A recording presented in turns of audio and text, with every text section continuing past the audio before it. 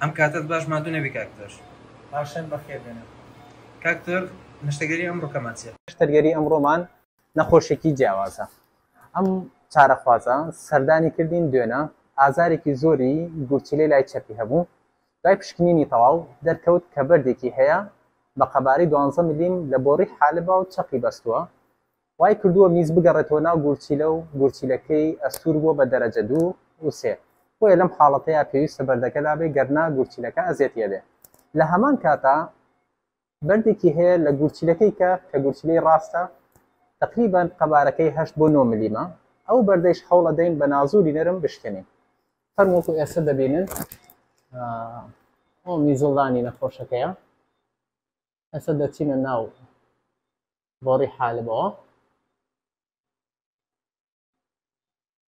وەکو دەبینن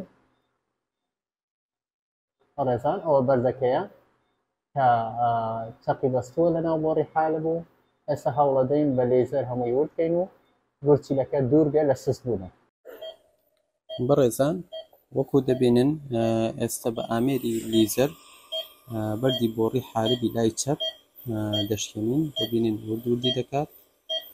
ئەم ئامێرە لە توانادایە بەردەکە بکە بە خۆڵ. پاشان ئەم ئامێرە تایبەتە وەکو قوڵاب وایە بەردەکە دەگرین و دەیهێنینە دەرەوەی بۆڕی حالب و میزڵدان.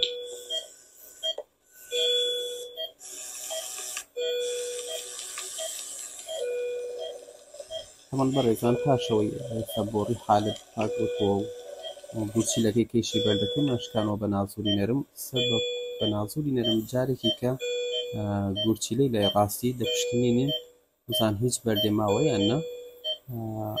سپاس بۆخوا گورچیلەکە بە تەواوی پاک بۆتەوە و توانیمان بە یەک بەنج هەردوو گورچیلەکە نەشتەرگەری بۆ بکەین و بەردی تێدا نەهێڵین و پاکیکەینەوە.